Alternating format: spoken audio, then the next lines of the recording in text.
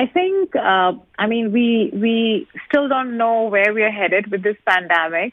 There are a few things which have really gotten sorted out. I think every organization who possibly can build an infrastructure or equip themselves from a remote work has already done it. So I think the transactional capabilities of getting work done, more or less that expertise is in place, and it's an option now, very well entrenched, and most organizations are using it.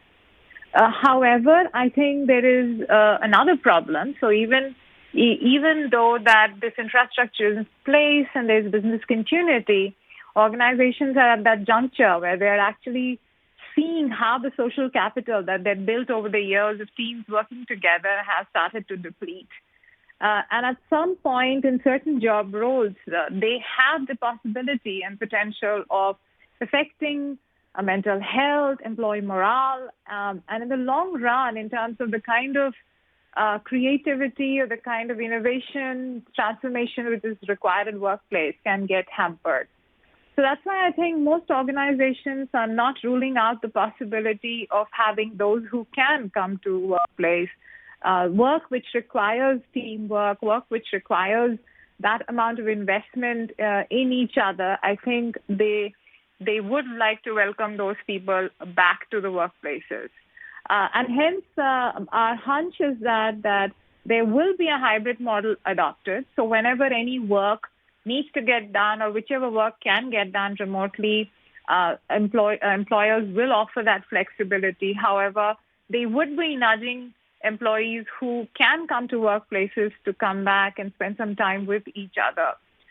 So, however, I think it's very important also to realize that almost 88% to 90% of the overall work that gets done in this country cannot be done remotely. These are frontline work, these are done on the ground, and hence that's a separate issue, and hence we should look at that distinctly from the hybrid workplace.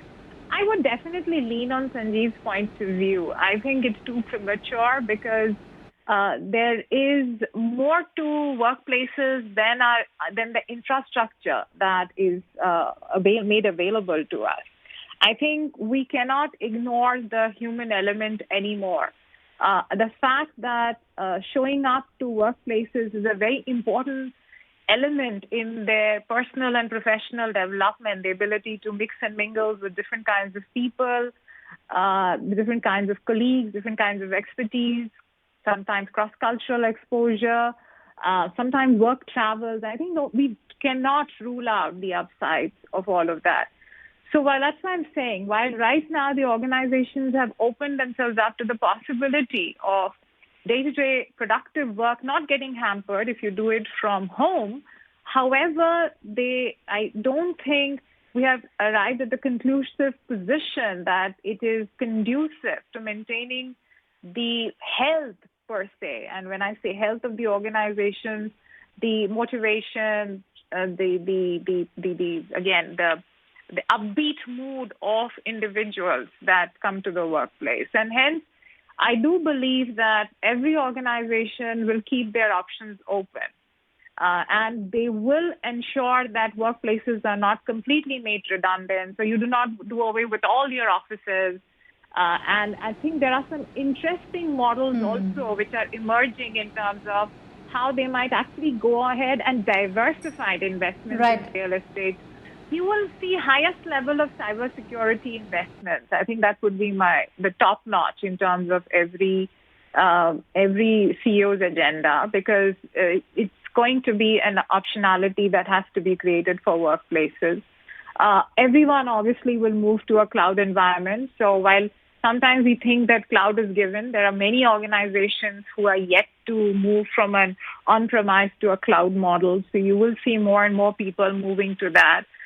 There'll be a lot more investments being made in terms of ensuring digitalization of the entire workplace at every step, like starting from employee onboarding in terms of monitoring their day-to-day activities, attendance, performance management, everything that you can think of to kind of manage the entire life cycle, claims processing, or whatever be it. You will see a much a larger focus on ensuring that these capabilities are brought in place. Everything, I mean, whether it's your sales engine, whether it's digitally enabled or not, whether it's your marketing engine digitally enabled or not, there'll be a lot more work happening around data sciences. So yes, definitely. And if you see how the technology world has evolved as one of the unintended beneficiaries of the pandemic, it's but obvious. I think the entire world is embroiled in this particular debate, which is happening all over the world at workplaces. Yes, I first and foremost, I do believe that employers would try and come out with policies to keep the majority of the employees safe at workplaces. Some of them will border on being extremely rigid and stringent. And just like any other policies that one can come up, because this is not something which is in the purview of any kind of labor laws, and hence it's not that you do not have the authority to come out with these policies. I personally feel that more than vaccination, flexibility offered towards working from remote work is what might affect your possibility of attracting or retaining talent. But I think the first one, which is around the strictness around vaccination, I do believe that more or less every employer are likely to bring that. So it's not that if one employer is being rigid, you have an optionality to go to someone else, because the way I look at it and the way it's panning out in corporate India as well, I think we see more and more companies being extremely rigid about it. Yes, if you're not offering the optionality of remote work, if a job that can be done, there is a possibility of losing talent to someone else.